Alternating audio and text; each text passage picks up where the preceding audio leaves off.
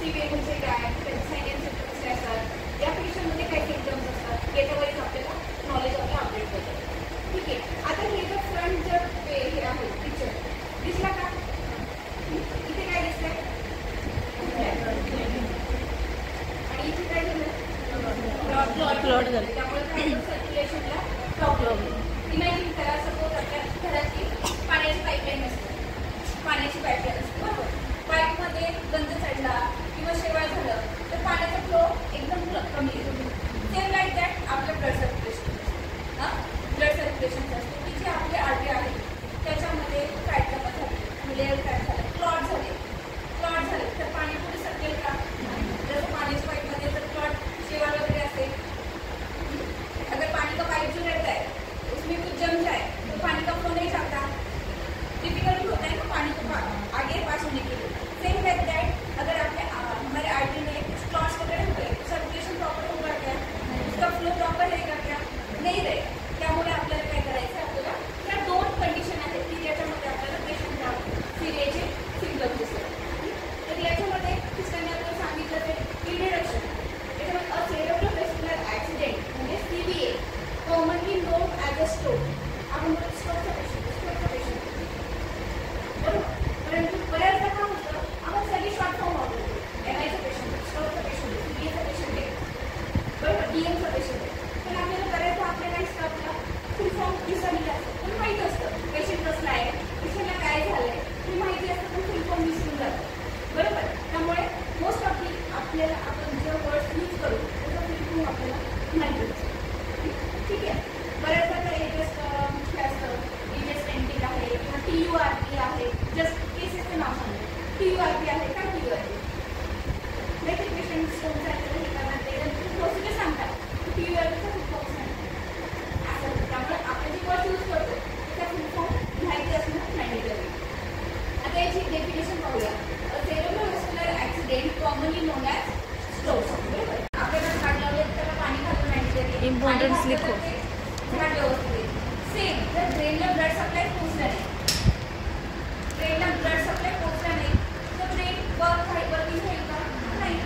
Brain काय होणार, damage होणार, डेथ होणार, हो की नाही. त्यामुळे जर ज्या कंडिशनमध्ये आपल्या ब्रेनला ब्लड सप्लाय इंटरप्ट होतो, काही कारणास्तव पुरत नाही, प्रॉपर जात नाही, कमी होतो, तर त्यामुळे काय होतं, ब्रेन डॅमेज होतो. ठीक आहे. त्यामुळे यालाच काय बोलतात, स्ट्रोक. काय बोलतात, स्ट्रोक. यालाच नंतर stroke, CVA. CVA means cerebrovascular accident. Okay. इथपर्यंत समजलं.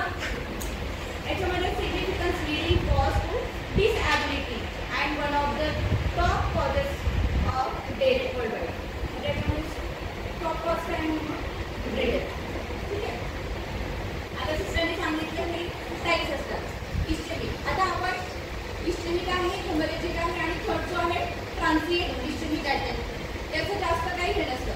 आता ही जी फर्स्ट आपण इमेज पाहिली, सगळ्यांनी दिसली का, माझी बोट दिसत नाही का? हां, ही सगळ्यांनी इमेज पाहिली.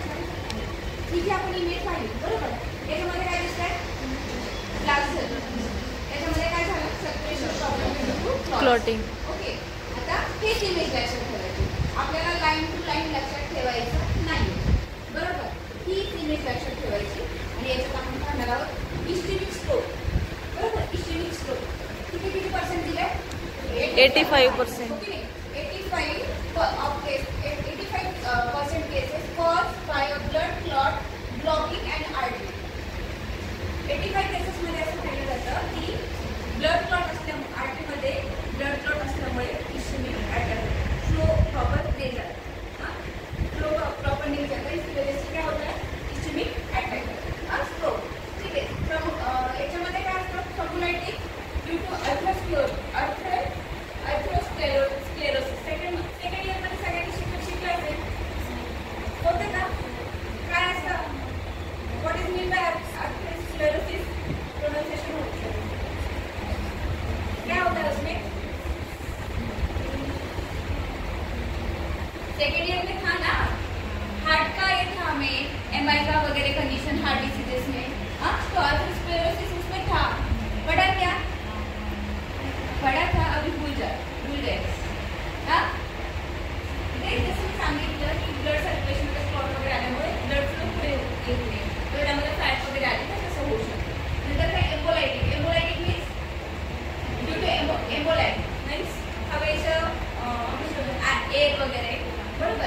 फुगा, हवेचा फुगा किंवा एअर वगैरे गेली तर त्यामुळे पण असू शकते. सेकंड आहे हेमोरेजिक स्ट्रोक. 15% केसेस या हेमोरेजिक असतात. Cause by rupture blood vessels. ज्या ब्लड वेसल्स असतात त्या रप्चर झाल्या तर काय होणार? रप्चर झाल्यानंतर ब्रेनमध्ये ब्लिडिंग होणार, हॅमरेज होणार. ओके नाही, याच्यामध्ये काय intracerebral haemorrhage, bleeding with brain tissue, brain टिश्यूमध्ये ब्लीड होतं. नंतर काय सब अरेक्नॉइड हेमरेज. ब्रेनची टाईप हे लेअर आहे, स्पेस अरेक्नॉइड, सब अरेक्नॉइड. आठवते का काय अनाटॉमी थोडी फार? त्यासाठी आपण हे ना कधी नाही कळत ना तरी पेशंटची स्थिती आलेली म्हणाले बघायला लागतं का काही तरी कळत नहीं. वो डॉक्टर समझाते, आपको डॉक्टर ही समझेंगे, ठीक है? पेशेंट रिलेटिव को डॉक्टर ही समझेंगे, लेकिन हमारे नॉलेज के लिए हम नहीं देख सकते क्या? काहीतरी कळेल बाबा, हे काहीतरी ब्रेन सारखं दिसतंय, हे डोक्याचं ब्रेन दिसतोय, हा हे कोण दिसतंय, काहीतरी कळेल. बरोबर. चेस्ट एक्सरे नाही कळत, तुम्ही बघायचं असेल तर एक्सरे मध्ये कोणत्या करा दिसतील ना. ते आपल्याला आपण जोपर्यंत ऑब्झर्व करत नाही, आपण जोपर्यंत ते पाहत नाही तोपर्यंत कळत नाही. ठीक आहे. त्यामुळे प्रत्येक रिपोर्ट नाही कळलं की बघायचं, बघून बघून मनुष्य. बरोबर. ठीक आहे. सब अरेक्नॉइड स्पेसमध्ये जर ब्लीड वगैरे झालं तर या कंडिशनमध्ये होऊ शकतं. नंतर transient ischaemic attack, a temporary stroke like event with no permanent changes. Suppose एखादा पेशंट फेंट झाला, म्हणजे चक्कर आली, पडला, अचानक त्याचं तोंड वाकडं झालं, आपण लगेच आपण त्याला बोलू शकत नाही की पॅरालिसिस आहे किंवा बाबा स्ट्रोकचा पेशंट आहे. बरोबर बरोबर ना. अशा याच्यामध्ये काय होतं, थोड्या वेळाने जे होतं ते प्रॉपर म्हणजे रुटीनच्या याच्याप्रमाणे त्याचं होतं, त्याला म्हणतात ट्रान्झिएंट. ठीक आहे. TI बोलतो त्याला. ठीक आहे. इथपर्यंत समजलं. त्याच्यात सिम्पटम्स हे लगेच कमी होऊन जातात. सेरेब्रोव्हास्क्युलर ऍक्सिडेंट, याच्यामध्ये इमेज दाखवली, जशी मी मगाशी तुम्हाला इमेज तुम्हाला पहिली इमेज तीच आपल्याला शेवटपर्यंत लक्षात ठेवायची. हे काय त्याच्यामध्ये इमेज मध्ये दिसतंय, हे जो प्रॉपर वे त्याच्यामध्ये मध्ये फॅट वगैरे जमा झाल्यामुळे काय होतं, ब्लड सर्क्युलेशन प्रॉपर होतं. ते काय हेमरेजिक, जे वेसल्स आहेत ते ब्लास्ट झाले त्यामुळे ब्लिडिंग झालं. आणि हे काय इस्केमिक मध्ये काय होतं, ते इंटरप्टेड ब्लड सर्क्युलेशन इंटरप्टेड होतं, त्यामुळे ब्लड फ्लो प्रॉपर पाहिजे तसा जात नाही. इथपर्यंत सगळ्यांना कळायला डोकं लावायची गरज नाही, इमेज फक्त लक्षात ठेवाय, डोक्यामध्ये क्लिक करून ठेवायची इमेज. हा इस्केमिक मध्ये काय होतं, ब्लड फ्लो इंटरप्टेड होतो की प्रॉपर ब्लड फ्लो जाते. ठीक आहे. काहीतरी क्लॉट्स वगैरे येऊ शकतात. आणि हेमरेजिक मध्ये काय होतं, ब्लड जास्त ब्लास्ट होतात, त्यामुळे हेमरेज होऊ शकतं. ठीक आहे. आता आपण रिस्क फॅक्टर होतो.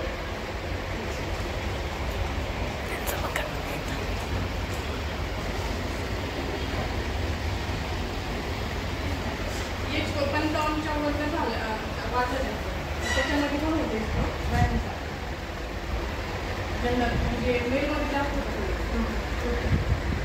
नंतर फॅमिली जनरल घरामध्ये जर कोणाला असेल फॅमिलीमध्ये सोबत किंवा हायपरटेन्शन वगैरे, हायपरटेन्शन आलेलं पण होतं.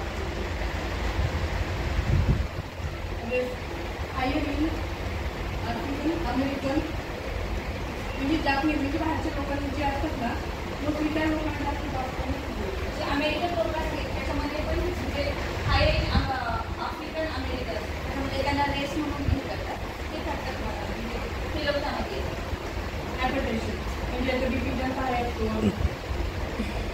त्याच्याद्वारा त्यांनी कधी कधी गोळी नाही घेतली तर त्या गोळी घेतली बीपी 160 190 दिवसात दाखवलं किती त्यांचा, त्या लोकांना स्ट्रोक होतो. त्या लोकांना कधी कधी हेमरेजिक स्ट्रोक होण्याची शक्यता जास्त असते आणि त्यांची ब्लड फुटण्याची शक्यता जास्त असते. त्यामुळे त्यांना पण जास्त होतो. डायबिटीज असणाऱ्यांना, स्मोकिंग, अल्कोहोलिक स्मोकिंग करणाऱ्यांना कमी होते, एवढे जास्त नाही, पण हायपरटेन्शनवाल्यांना जास्त होतो. हाय कोलेस्ट्रॉलमध्ये पण त्यांना जास्त होतं, कारण त्याच्यामध्ये इस्टिमेटिक स्ट्रोक होण्याची जास्त शक्यता असते. कारण आजकाल मोठी जास्त ती लोक जास्त वाढली कोलेस्ट्रॉल. अल्ट्रोस्क्लेरोसिस आपण जे पाहिलं त्याच्यामध्ये कोलेस्ट्रॉल वाढल्यामुळे काय होतं, कोलेस्ट्रॉल ब्लडमध्येच असतं. बरोबर. त्यामुळे काय होतं, कोलेस्ट्रॉल जमा होतं वेसल्समध्ये, आर्टरीमध्ये, त्यामुळे ब्लड फ्लो इंटरप्टेड होतो, म्हणून इस्केमिक हे होऊ शकतं. आर्टिफिशियल फायब्रिलेशन हे आता आपण बघितलं क्लॉटिंग त्याच्यामध्ये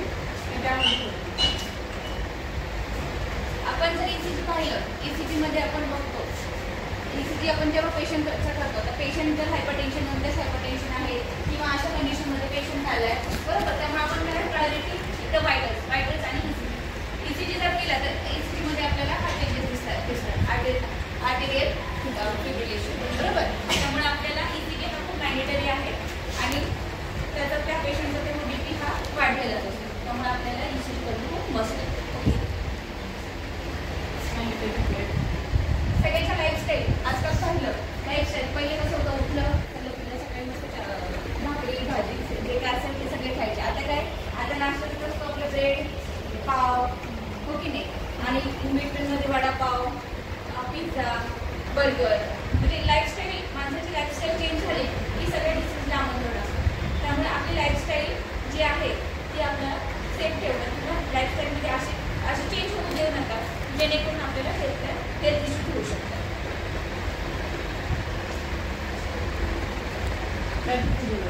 इस्केमिक स्ट्रोकमध्ये आपण काय करतो, blockage link to oxygen deprivation, neural injury occurs within minutes. Ischemic pneumonia areas may be reversible with timely intervention. याच्यामध्ये आपण बघतो इस्केमिकमध्ये काय होतं, सर्क्युलेशन इंटरप्टेड होतं बरोबर. त्याच्यामुळे काय होतं, तुमचं ऑक्सिजन सॅच्युरेशन आपल्याला बघणं गरजेचं आहे, ठीक आहे. त्याबरोबर तुमचं व्हायटल्स बघणं गरजेचं आहे. आणि बऱ्याचदा आपण म्हणतो पेशंट तोंड वाटलं झालं किंवा एक साईड एकदम हार्लेस आहे, ते का न्यूरॉन्स बरोबर आपल्या ब्रेनला आपल्याला काही ॲक्शन झाली तर त्याची रिॲक्शन आपल्या न्यूरॉन्स इन्फॉर्म करतात ब्रेनला बरोबर. तर त्या न्यूरोलॉजिकल चेंजेस होऊ शकतात. त्यामुळेच पेशंटमध्ये आपण सिम्पटम बघतो की बाबा पेशंट असं झाले किंवा पॅरालाइज झालं, हे सिम्पटम आपल्याला त्याच्यामुळे increase intracranial pressure. आता ते आपण म्हटलं ना नंतर ते इम्युनिस्टेशन नंतर brain tissue damage direct immunity and secondary inflammation.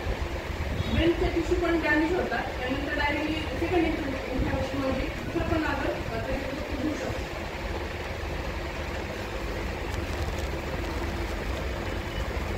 Clinical features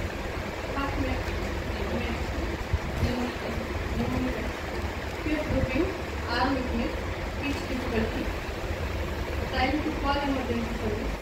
Face drooping म्हणजे कसं तोंड वाकडं होणे किंवा ते वाकडं पण नाही म्हणतात, असं वाकडं होऊन असं गळाल्यासारखं होतं.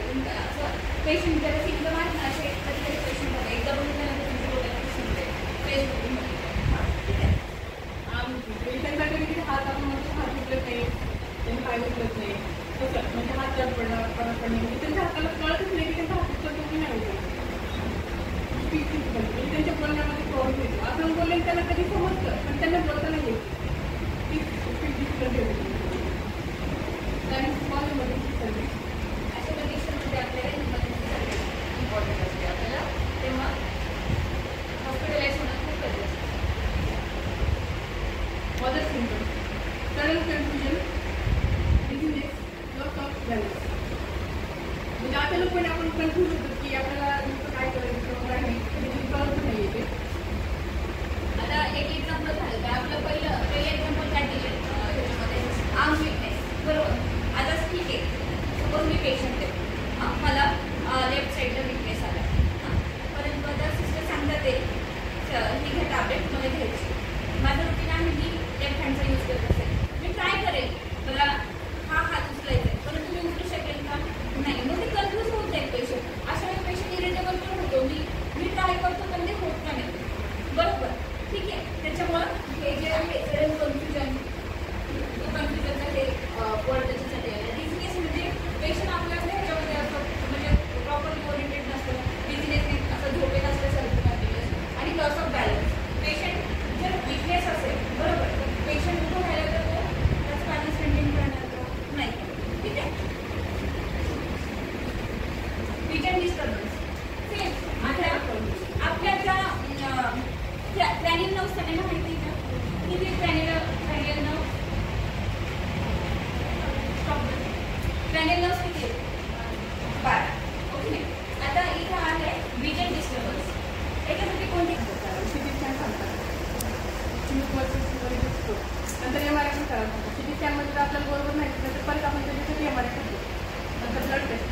काय करतो सीबीसी ब्लड हे सेल आणि हे टॉमलेट प्रोफाईल आपण कोॲग्युलेशनसाठी काय हे PTINR बरोबर का PTINRचा प्रपोज जर हेमरेजिक स्ट्रोक असेल तर याचा काउंट हा कमी झालेला असेल बरोबर. PTINR म्हणजे काय प्रोथर्मिन टेस्ट. प्रोथर्मिन हा काय ब्लड क्लॉट करणारा फॅक्टर आहे बरोबर ना. त्याचं रेशो जितकं कमी येईल तेवढं तुमचं ब्लिडिंग जास्त होणार आहे बरोबर. त्यामुळे आपल्याला कोॲग्युलेशन प्रोफाईल करणं खूप गरजेचं असतं.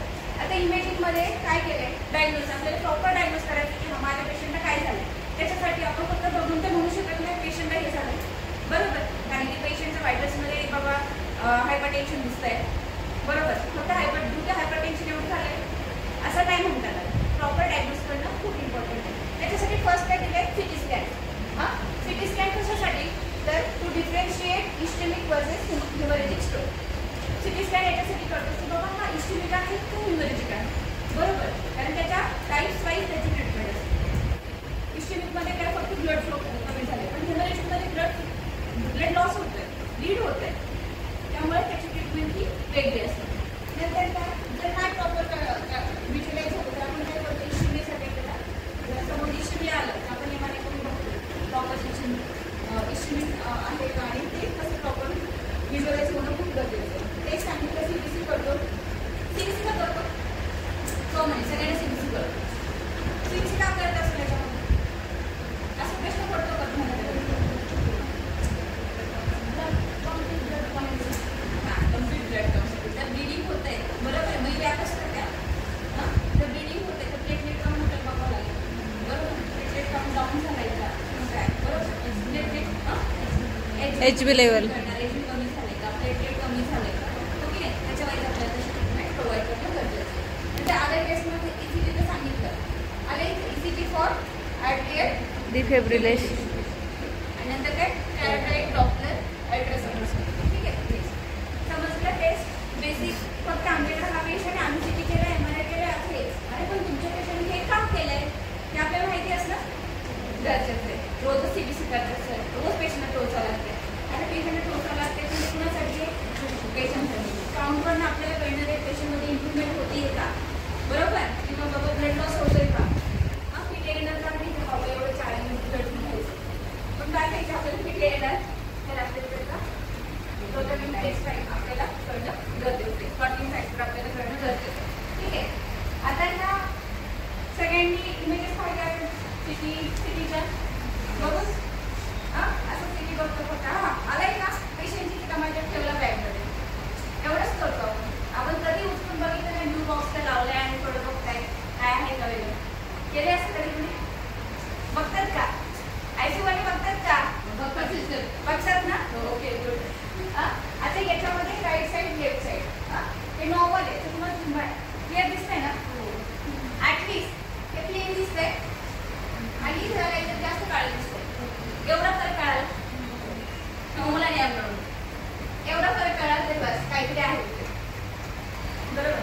आपण डॉक्टर नाही आपण डायग्नोस करू शकत नाही परंतु बाबा इकडं नॉर्मल दिसतंय इकडं काहीतरी काळं दिसतंय त्याच्यात काहीतरी डार्क कुछ आलाय बराबर. कुछ तो अलग दिख रहा है ना इस साइड ए साइड देखो और वो साइड भी देखो कुछ तो अलग लग रहा है मतलब समथिंग चेंज कुछ तो चेंज है उसमें. ठीक है नेक्स्ट टाइम आपण जेव्हा बघू ना तेव्हा आपण आवडून भरपूर काळं दिसते कुठं पांढरं दिसते कुठं डॉट दिसतंय हे आपण आवडून बघू. आता याच्यामध्ये जर पाहिलं हे बोन आहे बरोबर. नंतर हा व्हाईट मॅटर आठवते का ब्रेन व्हाईट मॅटर असतो ना नंतर काय आहे हे मसल आहे हे काय आहे grey matter white matter grey matter थोडं ॲनाटॉमी आठवते का आठवते ना. नंतर हेमरेज हा जो डार्क व्हाईट हे दिसतो काय हे काय आहे हेमरेज आहे. हेमरेज म्हणजे कोणता स्ट्रोक झाला हेमरेजिक ओके. आणि हे जे दिसतं ते CSF आहे ब्रेनमध्येच असतं ना CSF तुमच्या पुढे दुसरीकडे आहे का सगळ्यांच्या ब्रेनमध्येच आहे ना CSF हो नक्की. आणि खाली एक फॅट आणि त्याच्या बाजूचा एरिया हे कशासाठी दाखवते फक्त इथे तुम्हाला हेमरेजिक स्ट्रोक दाखवायचं ओके. वेगवेगळे इमेजेस दिलेत आपल्याला एकदा पाहून काय लगेच समजणार नाही बरोबर. इस्टेमिक आता इथे सगळ्यांना इथं नॉर्मली एक साईजमध्ये सगळीकडे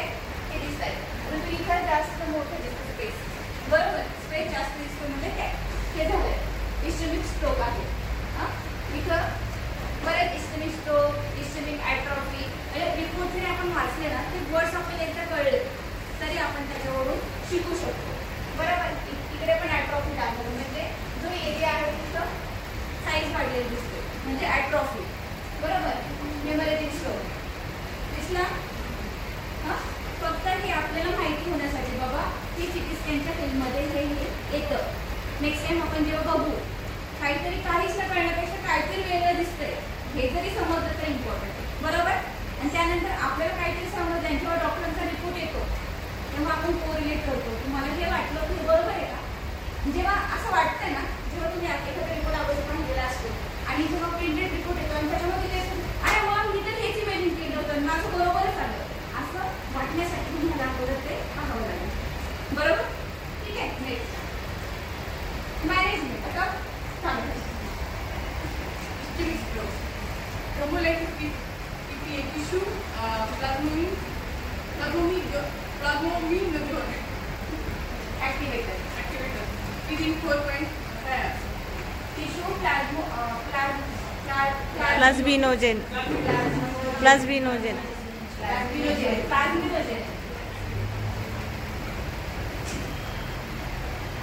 Mechanical thrombectomy. for large vessels, appendix, antiplatelet therapy, aspirin, procedure. याच्यामध्ये बघा इशेमिकमध्ये काय बोललो आपण, ब्लड फ्लो इंटरप्ट होतो ड्यू टू क्लॉट. बरोबर. क्लॉट आहे म्हणजे आता आपण काय करणार, क्लॉट पहिले डिझॉल्व करण्यासाठी ट्रीटमेंट देणार की बाबा मेडिसिन देऊन किंवा इंजेक्शन देऊन ते क्लॉट डिझॉल्व होते. बरोबर. नाही डिझॉल्व झालं तर आपल्याला काय करतो, करायला लागतो जर काही संबंध झालाय ते रिमूव्ह करावं लागेल, म्हणजे थ्रोम्बेक्टोमी करावं लागेल. आणि साईड बाय साईड आपण काय करतो, अँटीप्लेटलेट थेरपी म्हणजे काय, याच्यामध्ये डिझॉल्व होण्यासाठी आपण हे करतो. आपण बऱ्याच पेशंट बघतो त्यांना इथेस्टिन झालं असतं, ॲस्पिरिन झालं असतं. बरोबर. ते याच्यासाठी किंवा हार्टच्या पेशंटमध्ये आपण त्या ॲस्पिरिन वगैरे चालू असतं. नंतर काय हे झालं इस्चेमिक स्ट्रोकमध्ये. मी एवढं काय शिकवलं, इस्चेमिक आणि हेमरेजिक हे दोन वेगवेगळ्या कंडिशन आहेत, कारण की त्यामध्ये वेगळे सिम्पटम्स असणार आहे आणि वेगळी ट्रीटमेंट असणार. ठीक आहे. नंतर काय हेमरेजिक, वरती ब्लिडिंग होत नाही, आतमध्ये हेमरेजिकमध्ये काय होतं, ब्लिडिंग होतं. याच्यामध्ये काय ब्लड प्रेशर कंट्रोल, जेवढं फास्ट जेवढं ब्लड हायपरटेन्शनच्या पेशंटमध्ये जेवढं बीपी जास्त असेल तेवढं सर्क्युलेशन फास्ट होतं.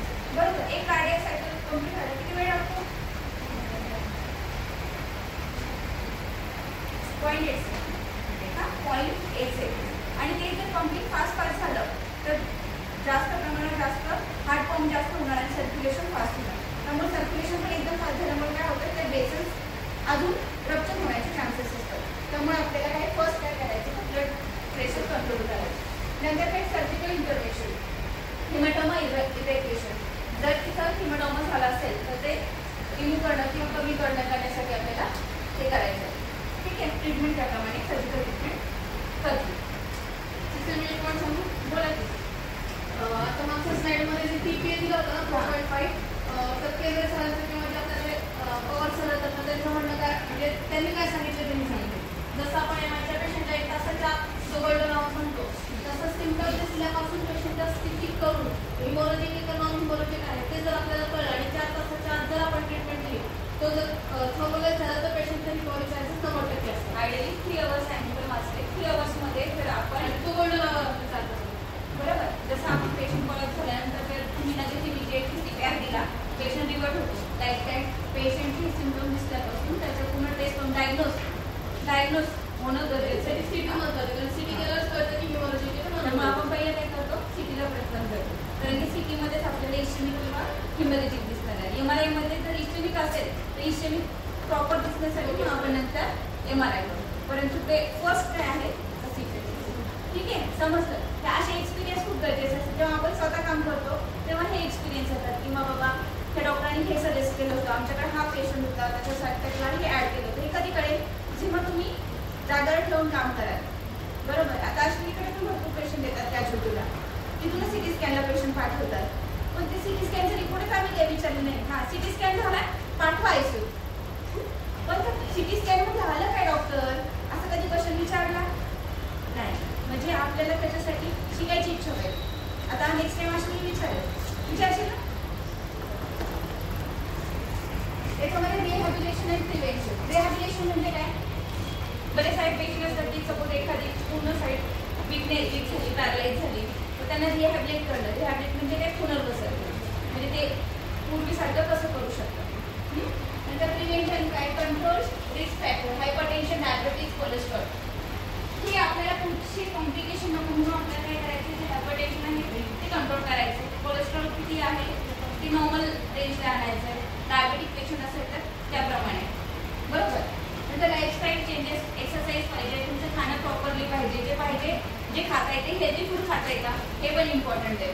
नंतर काय? अँटीकोॲग्युलंट फॉर आर्ट्रियल डिफिब्रिलेशन, जे काही अँटीकोॲग्युलंट ड्रग्स वगैरे असेल, तुमचं केकडोन असेल, कुणाला हिपॅरिन असेल, कुणाला ॲस्पिरिन असेल, हे जे काही ड्रग आहे ते प्रॉब्लेम होता इम्पॉर्टंट. आता हे आपल्या म्हणजे जास्त आपल्याला कळणार नाही, म्हणजे असे मेडिकेशन, रिहॅबिलिटेशन आणि लाईफस्टाईल चेंजेस हे सगळं यावरतीच डिपेंड राहते. त्यामुळे आपली लाईफस्टाईल चेंज झाली पाहिजे, परंतु योग्य त्या गोष्टीमध्ये. खाण्यापिण्याच्या बाबतीत जर आपण लाईफस्टाईल चेंज केली तर आपले हेल्थ हे हेल्दी राहणार नाही. ठीक आहे. त्याच्यामध्ये आलं नर्सिंग डायग्नोसिस. ठीक आहे, पेशंट आला सिम्पटम्स वाईज आपण सगळं सिटी स्कॅन केलं, MRI केलं, ट्रीटमेंट डिसाईड झाली, बरोबर. हे सगळं तुम्ही सुरू केलं, परंतु ॲज अ नर्स तुमचा रोल काय असणार? तुम्ही काय पाहायचं? मॉनिटरकडे पाहायचं, मॉनिटरकडे पाहायचं आहे, पण साईड बाय पेशंटला काय प्रायोरिटी आहे, प्रायोरिटी बेसवर आपल्याला काय हेल्थकेअर प्रोव्हाइड केली पाहिजे हे गरजेचं आहे. त्यामुळे आपण काय करतो? पेशंटच्या सिम्पटम्स वाईज आपण केअर प्लॅन डिसाईड करतो, बरोबर. आता पेशंट जर सपोज वन साईड विकनेस आहे, पॅरालाइज आहे वन साईड, तर तुम्ही काय कराल त्यावेळेस? पेशंटचं पोझिशन चेंज कराल, बरोबर. हां, ठीक आहे. कवरची पोझिशन चेंज कराल, थोडं फिजिओ वगैरे स्टार्ट झालं असेल त्याप्रमाणे तुम्ही त्यांना हेल्प कराल, काउन्सिलिंग कराल. हा तुमचा पार्ट झाला. प्रॉपर डिवाइस, कम्फर्टेबल डिवाइस तुम्ही त्यांना प्रोव्हाइड कराल. आता फर्स्ट काय? इम्पेअर्ड फिजिकल मोबिलिटी. त्यांची फिजिकल मोबिलिटी, आता मी चालते, हात फिरवते, तर त्या पेशंटमध्ये कसं पोचणार आहे का? नाही आहे. काहीतरी पॅरालाइज झालं, वन साईड विकनेस आला काहीतरी, म्हणजे त्यांची फिजिकल मोबिलिटी जे रुटीन वर्क आहे ते हात घालू शकणार नाही, किंवा कुणाला पाय म्हणजे काही असू शकतं विकनेसमध्ये, ते करता येणार नाही. त्यामुळे physical physical mobility related two stroke हा तुमचा नर्सिंग डायग्नोसिस. नंतर केअर प्लॅनमध्ये तुम्हाला मग आपण जे बोललो आत्ता, कम्फर्टेबल पोझिशन देणं, कम्फर्टेबल डिवाइस प्रोव्हाइड करणं, जर फिजिओ सांगितलं असेल तर त्याप्रमाणे करून घेणं. ठीक आहे. Risk for aspiration. आता ॲस्पिरेशन का, रिस्क फॉर ॲस्पिरेशन का दिलं असेल? आपण मगाशी सांगितलं ना, फेस,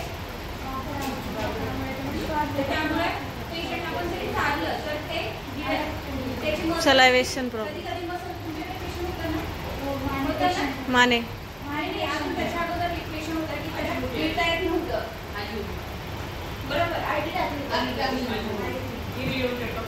बघितलं. आणि तिला खाताना म्हणजे ॲस्पिरेशन जर प्रॉपरली त्यांनी गिळलं गेलं नाही तर ॲस्पिरेट होण्याचे चान्सेस असतात. त्यामुळे आपल्याला रिस्क फॉर ॲस्पिरेशन हा नर्सिंग डायग्नोसिस लागतो. नंतर इम्पेअर्ड व्हर्बल कम्युनिकेशन, बरोबर.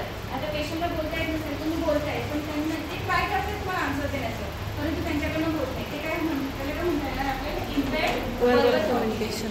Self care deficit, acute pain, पेशंटला पेन असणार, unilateral neglect, risk for fall. Unilateral neglect मी मला एक्सप्लेन करेल. रिस्क फॉर फॉल, पेशंटला फॉल होण्याचे चान्सेस असतात, त्यामुळे आपण काय करतो? साईड रेडिंग करतो. ठीक आहे. नंतर काय? Deficit knowledge. बऱ्याचदा पेशंटचं असं होतं की आपण अशा वेळेस बऱ्याचदा पेशंट म्हणतो माझा हात उचलत नाही, मी उठू शकेल का, चालू शकेल का, तर ते पेशंट त्याच्यामध्येच डिप्रेस झालेला असतो. परंतु आपण अशा वेळी पेशंटला काउन्सिलिंग करून दिलं, बघा ह्या बेडवरती हा पेशंट होता ना, त्यांना सेम असं होतं, पण तो ते आज चालतं, म्हणजे त्यांच्यामध्ये इम्प्रूव्हमेंट होईल, माइंडमध्ये सेट होईल की नाही, मी बरा होऊ शकतो, बरोबर.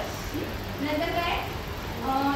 इनइफेक्टिव्ह हेल्थ मेंटेनन्स, म्हणजे जे काही ह्या सगळ्याचा इफेक्ट आपल्या हेल्थ माइंडवरती होऊ शकतो. त्यामुळे याला काउन्सिलिंग हा फक्त एकच ऑप्शन आहे की जे आपण करू शकतो. ठीक आहे. किंवा पेशंट हालचाल करत नाही, किंवा त्याला पोझिशन द्यायला, पेशंट झाडच आहे, खूपच ओबेज आहे, तुम्हाला हलवायला त्रास होतो, काही कसला पेशंट हालत पण नाही, असं बोलून सांगणार आहे का? पेशंट आहे, आनंद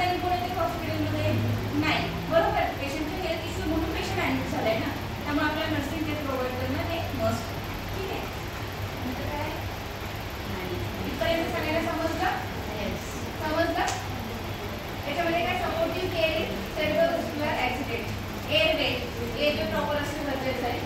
पेशंटचं ब्रिदिंग चेक करणं, सर्क्युलेशन चेक करणं, हायड्रेशन. पेशंटला खाता येत नाही, पिता येत नाही म्हणून लक्ष न देणं हे नाहीये, तर त्याचं हायड्रेशन मेंटेन झालं पाहिजे. बरोबर. नंतर न्यूट्रिशन, पेशंटचं न्यूट्रिशन बाबा ओरली नाही करू शकत तर आर्टिफिशियल वगैरे सुरू केलं पाहिजे. नंतर ब्लड प्रेशर मेंटेन होतं की नाही मॉनिटरिंग करणं इम्पॉर्टंट आहे. ब्लड प्रेशर मेंटेन होतं का की अजून वाढत चाललंय. बरोबर. त्यासाठी मॉनिटरिंग करणं आणि मेडिकेशन त्या ॲज पर कंडिशन देणं इम्पॉर्टंट आहे. नंतर काय ब्लड ग्लुकोज, पेशंट डायबिटिक असेल तर त्याचं मॉनिटरिंग करणं गरजेचं आहे. नंतर टेम्परेचर आणि प्रेशर एरिया बेड सोर्ससाठी आपल्याला मॉनिटरिंग करणं इम्पॉर्टंट आहे. नंतर incontinence, check for constipation and urinary retention. Patient जर बेडवरती आहे त्याला इनकॉन्टिनन्स कंटिन्यू युरिन होते का Uncontrolled. आहे का हे बघणं पण खूप गरजेचं आहे. नंतर मोबिलायझेशन, अवॉइड बेड रेस्ट. जर एकदा डॉक्टरांनी सांगितलं की मोबिलाइज करू शकतात पण विथ हेल्प. जर पेशंट कंटिन्यू बेडवरती राहिलं तर त्याला बेड सोर्स होऊ शकतं. त्यामुळे मोबिलायझेशन मॅन्डेटरी. ठीक आहे. इथपर्यंत समजलं. क्लिनिकल डायग्नोसिस आपण आता सिस्टम बोलूया ना 3 hours to 4.5 hours. ठीक आहे. तो त्याचा विंडो पिरियड आहे. तेवढ्या पिरियडमध्ये पेशंटच्या ट्रीटमेंट घेणं खूप इम्पॉर्टंट आहे. समजलं सगळ्यांना? काही क्वेरी? आता सगळ्यांनी सिटी स्कॅन आल्यानंतर पाऊसमध्ये नीट ठेवा. डोक्यात पण बसायला पाहिजे. बघायचा. बघितलं तर कळेल काहीतरी नॉर्मल ॲबनॉर्मल. 10 बघितल्यानंतर एकच काहीतरी कळेल तर काहीतरी 40 वाटत दिसतं. बरोबर. समजलं सगळ्यांना? अजून तुम्हाला माहिती असेल या व्यतिरिक्त सांगू शकता, शेअर करू शकता. काय माहिती आहे का अजून काही? कुणी वेगळा पेशंट पाहिजे असेल आपला एक्सपिरियन्स शेअर करू शकता.